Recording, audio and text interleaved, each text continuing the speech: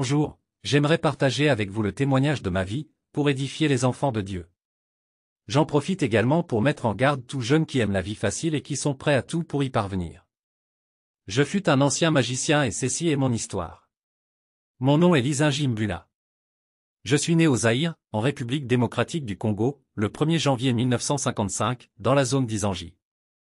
Sous-région de Tshopo, région du Haut-Zaïre, province orientale, dans une famille chrétienne protestante baptiste. Comme la majorité des habitants de ma sous-région, mon père était pêcheur. C'est donc grâce à la vente des produits de la pêche que mon père subvenait aux dépenses de la famille et de ma formation scolaire. L'histoire que je vais vous raconter est une suite d'événements mystérieux que j'ai personnellement vécus. Je vous préviens que les faits que vous allez lire dépassent tout entendement naturel. J'ai pratiqué la magie pendant plus de 10 ans. Vous n'êtes pas obligé de me croire. En revanche, je serai quitte de mes obligations après vous avoir raconté ces faits.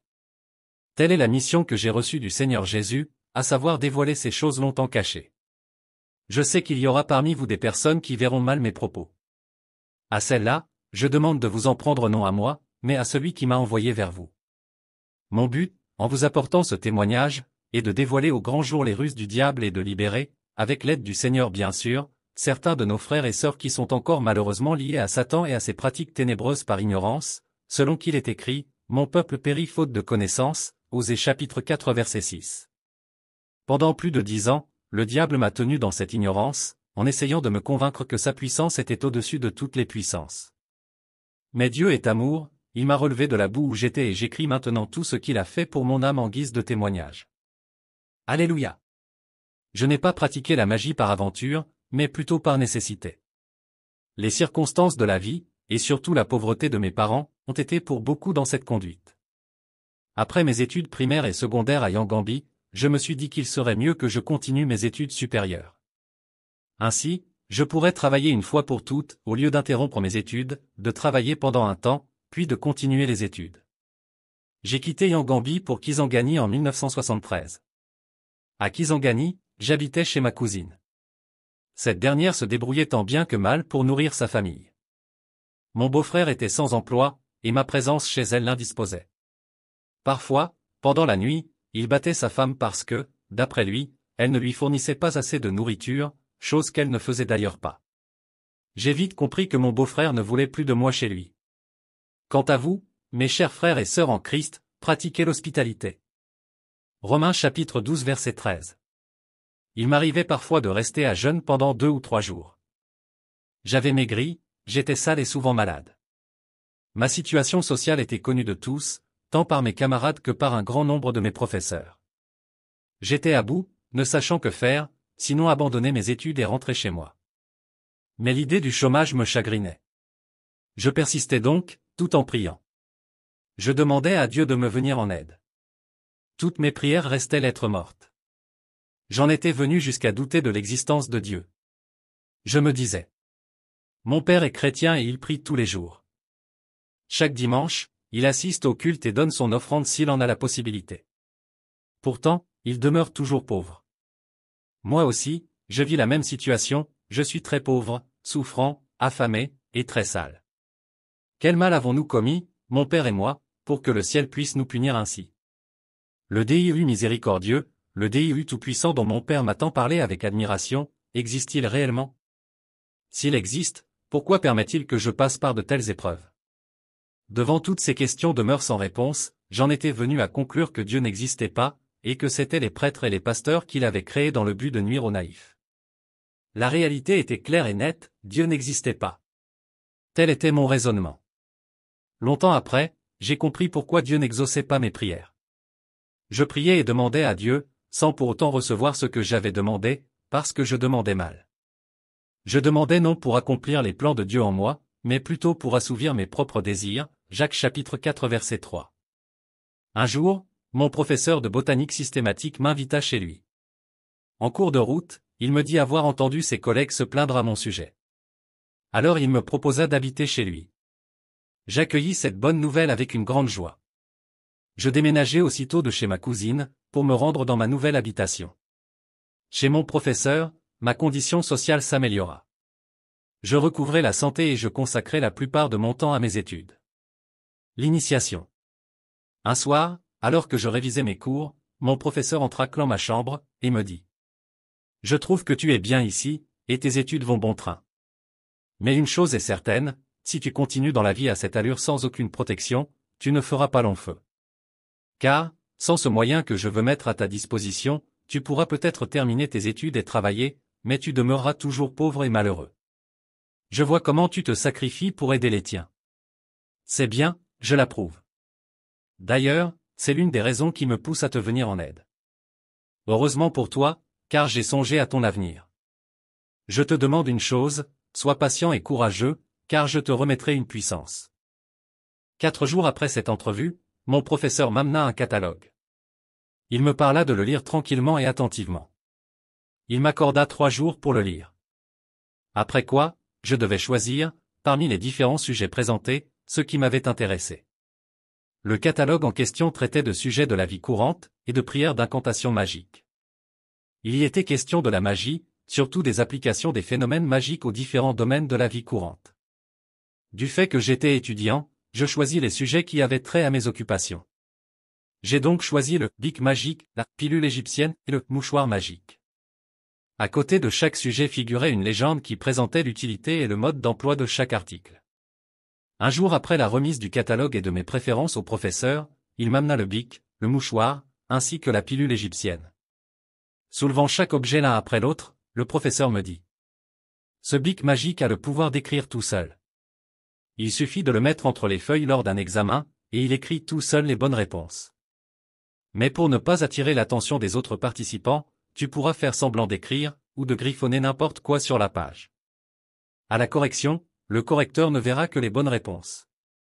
Cette pilule égyptienne a pour fonction de stimuler les mémoires faibles. Le professeur me tendit la pilule et partit chercher de l'eau. Il me demanda d'avaler la pilule en buvant l'eau qu'il m'avait donnée, ce que je fis. Ensuite, il poursuivit. Ce mouchoir de domination servira à imposer ta volonté aux autres. Il te suffira de le passer 2 fois sur ton visage et toutes tes suggestions seront admises à l'unanimité. Le professeur s'assit et me considéra en silence d'un air grave. On aurait dit un père qui voulait confier à son fils une tâche qu'il savait d'avance pénible. Puis il me dit ceci. Pendant 2 ans, tu ne devras manger que des aliments crus. À partir de cette date, il ne me fut plus possible de manger des aliments préparés, ni même salés. Car il faut utiliser de la chaleur pour la fabrication du sel, et le sel était aussi interdit.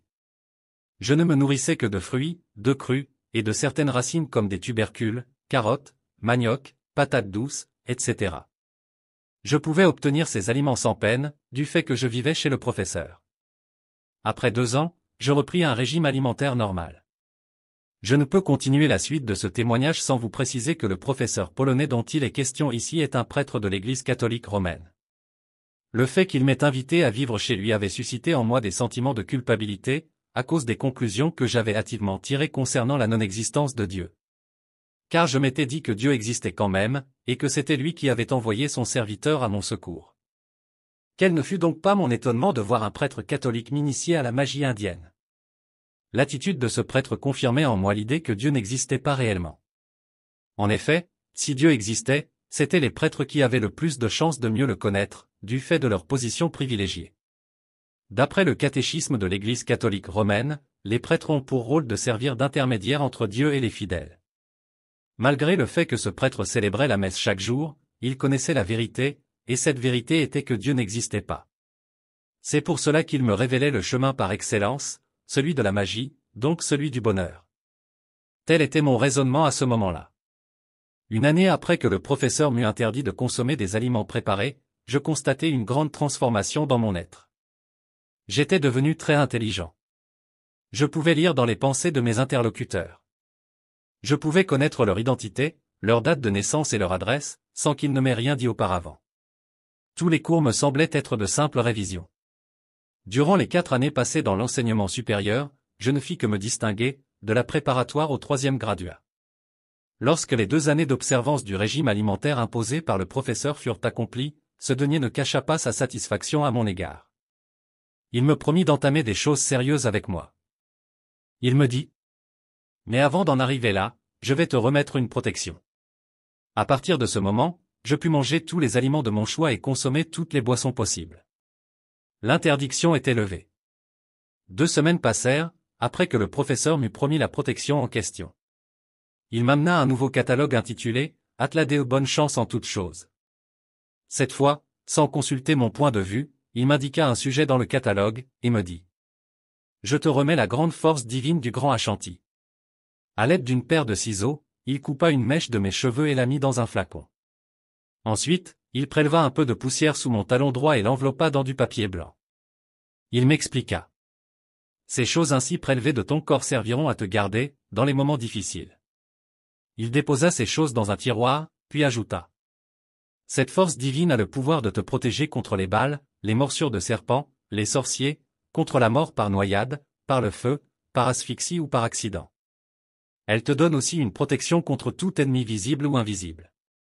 Bref, contre tout danger et tout mal. Le professeur tira une bague à 6 bijoux de sa poche, me la donna et me dit. Ce talisman te donnera la force nécessaire pour lutter contre 21 personnes, et de les vaincre. Tu pourras dépasser les lois physiques de la nature au gré de ta volonté, la pesanteur, l'altitude, l'espace et le temps. L'expérimentation.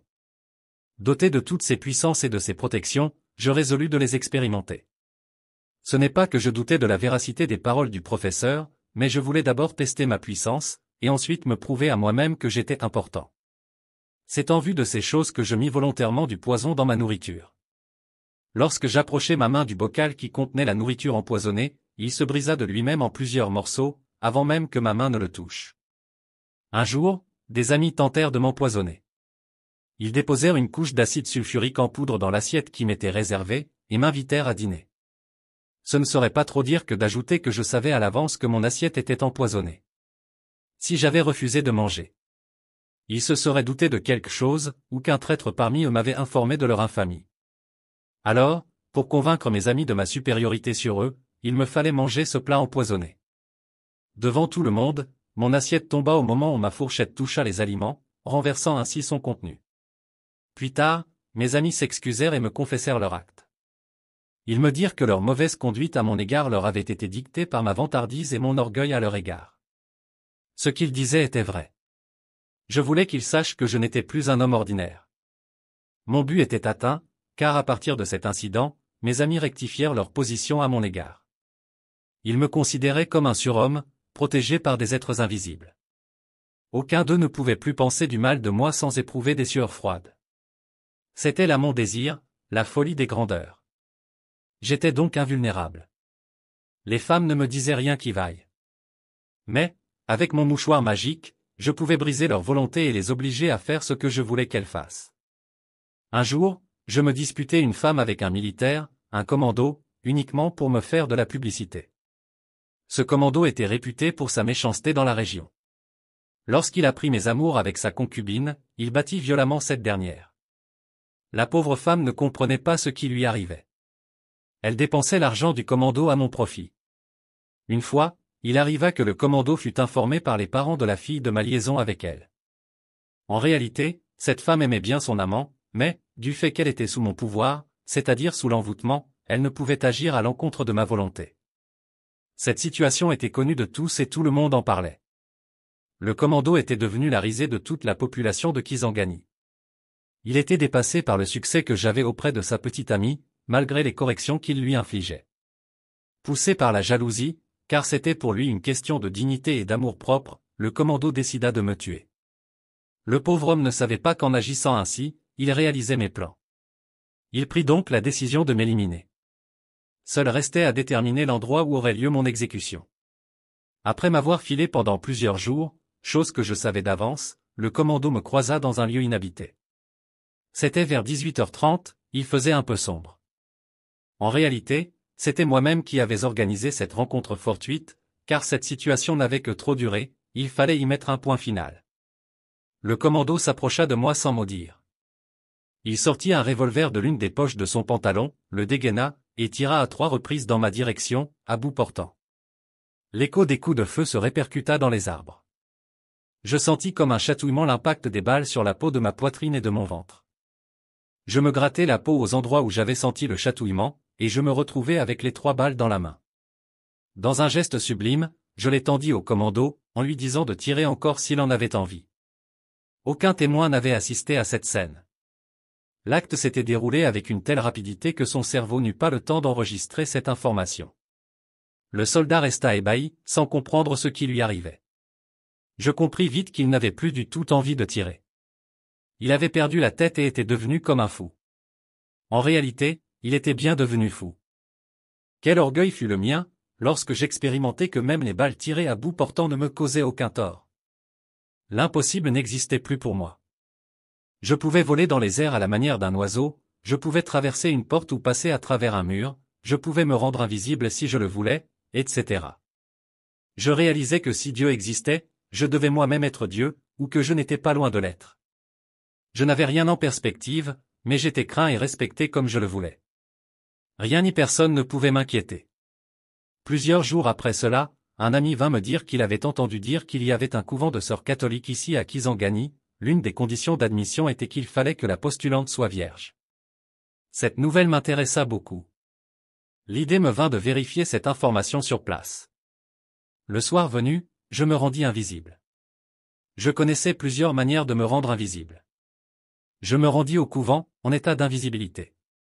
Je pénétrai sans problème dans le dortoir des religieuses, et là, je me rendis visible.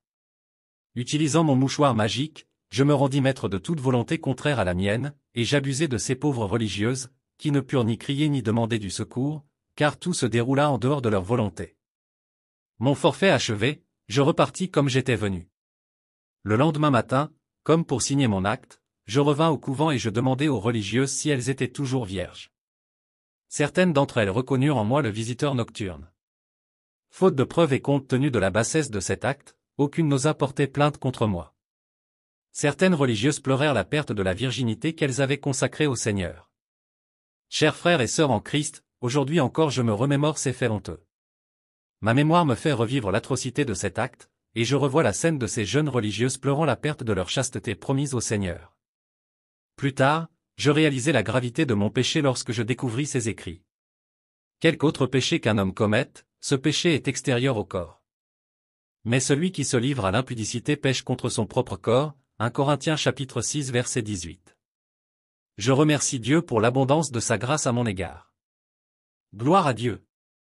Il m'arrivait parfois de faire certaines représentations magiques en plein air pour amuser la galerie et pour me rendre populaire. À l'aide d'un fil que les femmes utilisent pour tresser les cheveux, je pouvais arrêter un véhicule en pleine marche, et le forcer à reculer sans que le fil se coupe. Cela faisait énormément plaisir aux spectateurs, et les gens venaient en masse pour admirer ce phénomène. En réalité, ce n'était pas le fil qui exerçait une pression quelconque, mais la légion d'esprits qui était à mon service, et qui poussait le véhicule en arrière. Le fil n'était là que pour faire illusion. Telle était la face connue de la magie que je pratiquais. En dehors de ces représentations, personne ne pouvait soupçonner ce que j'étais réellement dans la magie, hormis bien sûr le professeur et quelques initiés. J'étais bien connu à Kisangani. Même les petits-enfants connaissaient mon nom et chantaient mes exploits. On parlait partout de moi.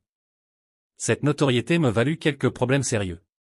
Un jour, sans savoir le motif que l'on me reprochait, je vis des agents de l'ordre public venir avec un mandat d'amener qui portait bien mon nom. Je les suivis sans protester, afin de savoir ce qui m'était reproché, et connaître par la même occasion l'identité de mon plaignant. Lorsque nous fûmes arrivés à la gendarmerie, l'officier chargé de l'instruction de l'affaire ordonna à ses agents de me jeter au cachot. Avant que les gendarmes se saisissent de moi, je trouvai le temps de dire à l'officier. Citoyen adjudant, sachez bien que quel que soit le motif, je ne peux être arrêté, jugé, condamné, battu ou emprisonné que si je le veux. Mes paroles furent comme de l'essence jetée sur une flamme. C'est-à-dire qu'elles attisèrent la colère de l'officier. C'était pour lui une grande insulte que je lui tienne un tel langage en public. Aidé par 2 gendarmes, il me bouscula avec une grande brutalité dans le cachot, dont il verrouilla la serrure. Il empocha la clé, afin que personne ne vienne à me libérer sans d'abord passer par lui. De retour dans son bureau, il me trouva assis dans le fauteuil. Lorsqu'il entra, je lui dis. « Viens, assieds-toi et causons. » Mais mon interlocuteur n'avait plus envie de causer avec moi. En regardant son visage, je vis s'exprimer toute une série d'émotions. De la sérénité, il passa à la colère, puis à un grand étonnement, pour terminer par un sourire béat, hagard, sans expression aucune. L'homme avait perdu le nord et se mit à courir dans la pièce à la manière des petits enfants qui jouent au jeu de cache-cache. Ce n'était pas beau à voir. Bref, l'adjudant était devenu fou. Voyant ce qui lui était arrivé, j'eus pitié de lui. Je courus l'attraper, et lui remis son esprit en place grâce à quelques paroles magiques apprises du professeur. C'est de ta faute, lui dis-je, quand il eut recouvré ses sens. Je repris. Si tu avais écouté mes paroles, nous n'en serions pas là. Pour le consoler, je lui avais donné un gilet pare-balles. Plus tard, il s'ensuivit une bonne camaraderie entre l'officier et moi. L'incident fut vite oublié. Bien que détenant toute cette puissance, je n'avais pas la paix pour autant. Au début, je ressentis la joie de posséder une force dont d'autres personnes ne pouvaient même pas soupçonner l'existence. Mais, avec le temps, mes désirs augmentaient. Les objets ou les actes qui me procuraient de la joie s'estompaient dans ma mémoire du fait de la monotonie. Comme dit un proverbe, l'habitude est une seconde nature. Je trouvais qu'il était normal que les choses se déroulent comme je les faisais. Plus rien ne m'étonnait, et plus rien ne me procurait de la joie. Je remarquais que tout ce que je faisais ne me profitait réellement pas. J'étais populaire, mais sans un sou. Je fis part de cette situation au professeur. Ce dernier me répondit qu'il m'avait tout donné. Il suffisait que je le désire pour obtenir tout l'argent dont j'avais besoin. Avec la bague à 6 bijoux que je possédais, je pouvais faire disparaître des objets de plus de 50 kg à plus de 50 mètres de distance. Sur le champ, le professeur me donna un objet qu'il appela « tube magique ». Il me dit : « Ce tube a plusieurs applications dans le domaine de la magie. Tu peux avec ce tube lire, voir, garder, déplacer, chercher, calculer, évaluer. Il y a plusieurs façons d'obtenir de l'argent. Je ne veux pas t'initier à toutes ces méthodes d'un coup. Mais nous les étudierons progressivement. La première méthode est appelée « vol malin ». Cette méthode consiste à commander aux esprits errants de vous apporter de l'argent. Vous pouvez spécifier le lieu, la quantité, l'heure et la nature de cet argent. Lorsqu'il apparaîtra, il sera accompagné d'un chiffre. Ce chiffre indique le temps que tu dois mettre pour le dépenser. Cet argent est volé dans des magasins ou des banques par des esprits errants, voici à présent les conditions relatives au vol malin. Avec cet argent, tu ne pourras acheter aucun bien durable. À l'heure convenue, tout l'argent devra être dépensé. Tu vois qu'en dehors de ces deux conditions, tu peux faire de cet argent tout ce que tu veux. Voici la punition réservée à ceux qui ne respectent pas nos exigences, soit ils meurent, soit ils deviennent fous. Quelques explications sont nécessaires pour une meilleure compréhension. Nous appelons cette méthode « vol malin » parce que le vol ne sera pas découvert, du fait que l'argent sera remis à sa place avant que le propriétaire ne se rende compte de sa disparition. Tu ne dois pas acheter des articles durables, car tout doit disparaître à l'expiration du délai imparti. Ce qui fait que si tu gardes cet argent, tu risques de mourir. Après avoir acheté un article non durable, si l'argent que tu remets au vendeur est mis ensemble avec de l'argent ordinaire, cet argent disparaîtra en même temps que l'argent ordinaire, après le délai. On n'obtient rien pour rien dans ce monde, mon fils. Cet argent ordinaire qui disparaît sert à renflouer les caisses secrètes, et servira plus tard à acquérir d'autres clients. Si nous sommes sans pitié pour les récalcitrants, c'est parce que si l'argent n'est pas épuisé, c'est nous qui devons combler le vide qui manque. Donc, si le client meurt, c'est pour qu'il vienne travailler pour nous pour rembourser l'argent que nous avons dû verser à sa place. Si le client devient fou, c'est que l'argent ordinaire disparu a suffi à combler les pertes, sans que nous subissions de dommages. Mais le client sera quand même puni pour avoir enfreint les ordres, et aussi pour nous avoir fait travailler pour rien. Expérimente d'abord cette méthode. Lorsque tu découvriras ces inconvénients, je t'enseignerai une autre possibilité. Souviens-toi de mes paroles, patience et courage. En attendant, amuse-toi bien. Je retins bien chaque mot prononcé par le professeur. Quelques jours après cet entretien avec le professeur, après avoir pesé le pour et le contre du vol malin, je me décidai à l'expérimenter. Assis dans mon salon, je mis à exécution les procédures destinées à obtenir de l'argent. Tout comme me l'avait dit le professeur, je spécifiais bien les données, le lieu, l'heure, la quantité ou le nombre, et enfin la nature des espèces demandées. Pour le lieu et l'heure, j'avais indiqué que l'argent apparaisse sur la table de mon salon à 14 heures. En ce qui concerne la quantité et la nature de l'argent, j'avais spécifié 20 kilos en coupures de 10 zaïres. Je commis une erreur en ce qui concerne la quantité, car, à 14 heures, une montagne de billets de banque en coupures de 10 zaïres apparut sur la table. Il y avait une note au destinataire indiquant le chiffre 10. Ce qui indiquait que j'avais 10 heures devant moi pour évacuer de ma table cette montagne d'argent. Après calcul, je trouvais qu'il me faudrait avoir tout dépensé à minuit juste. Une joie mêlée de crainte s'empara de moi lorsque j'empochai des quantités de billets de banque afin d'aller les dépenser. À la sortie de ma chambre, la première personne que je croisai fut le domestique du professeur. Il me demanda une cigarette, et je lui remis 500 aïrs en coupure ce 10. Poursuivant mon chemin, j'empruntai un taxi pour qu'il me dépose au centre-ville, vers les magasins. Je remis au conducteur le quintuple du prix normal de la course. Pour ne pas éveiller sa curiosité, je le complimentai en lui disant que c'était parce qu'il m'avait conduit rapidement à l'endroit souhaité que je lui faisais cette faveur. En ville, je contemplais les articles à travers les vitrines des magasins. Une chemise attira mon attention. Au moment où j'allais entrer pour l'acheter, j'entendis une voix qui me disait « Pas d'article durable ». Cette voix m'était familière, c'était celle du professeur. Je me dis, en m'éloignant du magasin. Le professeur m'aime beaucoup, il ne veut pas que je meure ou que je devienne fou. C'est pourquoi sa voix me parvient jusqu'ici pour me prévenir du danger de la désobéissance. Je dirigeai mes pas vers un restaurant européen. Puisqu'il m'était interdit d'acheter des articles durables, autant dépenser pour la nourriture, pour me venger. Je commandai des mets coûteux. Tout l'argent que j'avais emporté était épuisé. Je hélai un taxi et informai le conducteur qu'il recevrait le prix de sa course lorsqu'il m'aurait ramené à l'endroit où il m'avait pris. J'eus un haut-le-corps en arrivant dans le salon où se trouvait l'argent. L'argent que j'avais pris avant de sortir avait été remplacé par d'autres billets. Était-ce la réalité ou avais-je rêvé? Je ne sais pas. Il était 15 heures à ma montre, et l'argent était encore très abondant sur la table. J'empochai une grande quantité d'argent, supérieure à la première, et je sortis. J'étais tourmenté par l'idée qu'à mon retour, je trouverais peut-être une autre quantité d'argent qui aurait remplacé ce que j'avais emporté. Le chauffeur m'attendait au volant de sa voiture. Sans mot dire, je pris place à côté de lui. Mes idées étaient ailleurs. Je me dis que celui-ci en aurait pour son compte quand il verrait sa caisse vide le lendemain matin. Le taxi me déposa à la même place où il m'avait pris, c'est-à-dire au restaurant européen. Je lui remis une importante somme d'argent, sans rien lui dire, car lui-même était conscient que je l'avais fait attendre longtemps. Ce jour-là, certains de mes amis se trouvaient dans le restaurant. Je me souviens avoir offert une tournée générale à mes frais. Tout le monde mangea et but à mes frais. Cela me faisait du bien de sortir l'argent de mes poches pour le dépenser à la vue de tout le monde avant que mes convives ne terminent leur consommation. J'exigeais la facture. Je payais cash et je m'éclipsais, de peur que certains curieux ne se mettent à poser des questions sur la provenance de cet argent. Je fis plusieurs va-et-vient entre la maison et le centre-ville pour évacuer les 20 kg de billets de 10 aïrs. Cela peut vous paraître simple.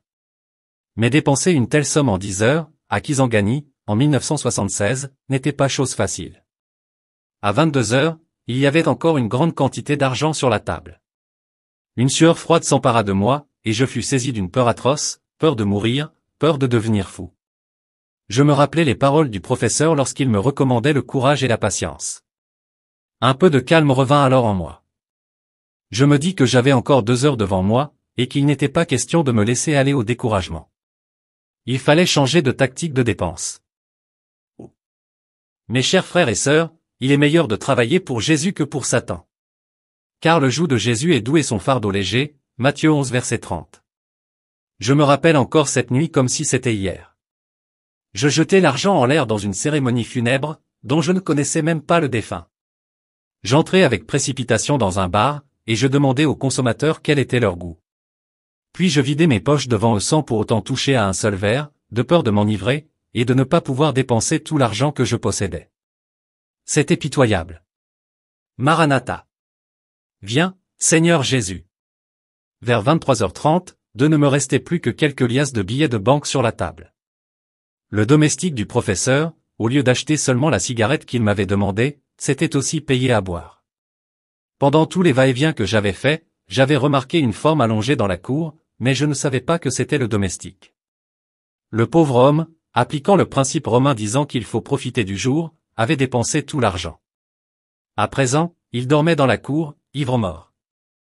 À minuit, il ne me restait plus un sou, et je pus pousser un « ouf » de soulagement. Cette nuit-là, dans mon lit, je réfléchis à tout ce que j'avais fait dans la soirée, en contemplant le plafond de ma chambre. Je conclus qu'à l'avenir, je ne demanderais que des sommes inférieures à 20 kilos. Quelques jours plus tard, j'eus à nouveau recours au vol malin. Cette fois-ci, je m'abstins de grossir la quantité, de peur de revivre la même situation que la première fois. Je remarquai que le temps fixé pour dépenser l'argent n'était pas constant dans chaque cas, il variait en fonction de la quantité demandée. Plusieurs jours passèrent. Je constatai que l'argent, obtenu par la méthode du vol malin, ne m'était d'aucune utilité. Il m'était défendu d'acheter un simple slip, pas même un mouchoir de poche. Si je tentais de le faire, je risquais la folie ou la mort. Mes parents étaient toujours pauvres. J'étais incapable de leur venir en aide. Je ne pouvais pas leur envoyer mon argent, de peur qu'ils ne le mettent avec leurs économies, et que le tout disparaisse lorsque le délai imposé aurait expiré. Je me décidai à aller trouver le professeur afin qu'il me donne une autre possibilité de trouver de l'argent. Avant de me révéler cette possibilité, le professeur me donna un conseil. Tu es encore trop jeune pour comprendre le problème de l'argent. Fais ta demande à cette adresse et attends de connaître leur réponse. Il me remit une adresse en Inde. Après son départ, je rédigeai précipitamment ma demande d'argent à expédier en Inde par vol occulte.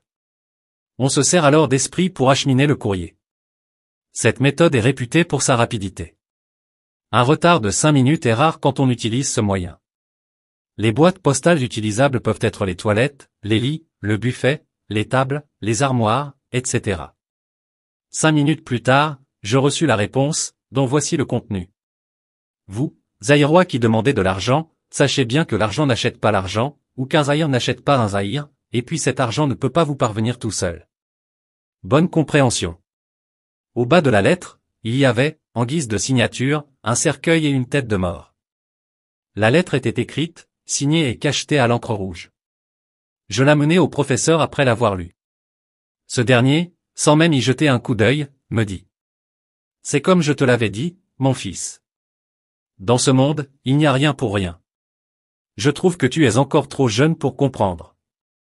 La réponse du professeur et celle de la lettre sous-entendaient que, pour recevoir l'argent dont j'avais besoin, il fallait que je sacrifie une vie humaine. Je répondis au professeur que je n'avais personne à sacrifier pour obtenir de l'argent. Je préférais mourir pauvre comme mon père, plutôt que d'être riche et responsable d'une vie humaine sacrifiée dans le but de satisfaire certains besoins passagers. Tu es une personne ? Je n'en revenais pas. Mon émoi fit sourire le professeur. Il me suggéra une troisième possibilité d'obtenir de l'argent. Deuxième dit. J'accepte que tu aies encore des scrupules pour sacrifier une vie humaine. Je te comprends du fait de ton âge. Je sais que lorsque le besoin se fera davantage sentir, tes scrupules disparaîtront. En attendant, je t'informe qu'il existe une troisième possibilité, qui est d'ailleurs la plus répandue parmi les magiciens. Si tu veux, je te remettrai 2 cachets. Le premier cachet te fera être aimé par les femmes. Aucune femme au monde ne pourra résister à ton appel, même si tu étais laid. Elle viendra et tu feras d'elle ce que tu voudras. Le second cachet a le pouvoir de faire concevoir une femme que tu connaîtras, même si elle est stérile. N'oublie pas que si tu t'unis à une femme, tu formes un seul corps avec elle. Ainsi, au lieu de te sacrifier toi-même, tu peux sacrifier ta propre chair qui est ta femme, ou ton propre sang qui coule dans les veines de tes enfants. Pour éviter la perte de ces personnes chères, ce qui cause du chagrin, n'oublie pas que tu pourras faire ceci, chaque fois que tu coucheras avec n'importe quelle femme, tu pourras relever son nom et lui remettre une importante somme d'argent en guise de cadeau. Le nom ainsi relevé sera inscrit sur une liste. Plus tard, si le besoin s'en fait sentir à notre quartier général, tu n'auras qu'à rayer un nom de cette liste, et la personne dont le nom sera barré sur la liste mourra. En réalité, cette personne ne meurt pas de manière absolue, car, après ce que l'on appelle mort, son âme ira travailler pour ton compte, à la recherche de nouvelles sommes d'argent à te remettre. Si cela ne t'arrange pas de coucher avec n'importe quelle femme, tu pourras prendre des bureaux, c'est-à-dire une deuxième ou troisième femme. Les enfants qui naîtront de ces unions seront inscrits sur la liste. Lorsque le besoin s'en fera sentir au quartier général, tu effaceras un nom de cette liste et l'enfant mourra. On te remettra une importante somme d'argent en guise de récompense, de telle sorte que les cérémonies de deuil seront faites avec pompe.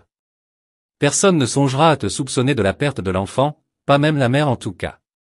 Pour ceux qui t'entourent, toutes les larmes versées et tout l'argent dépensé prouveront l'attachement et l'affection que tu éprouvais pour la personne décédée.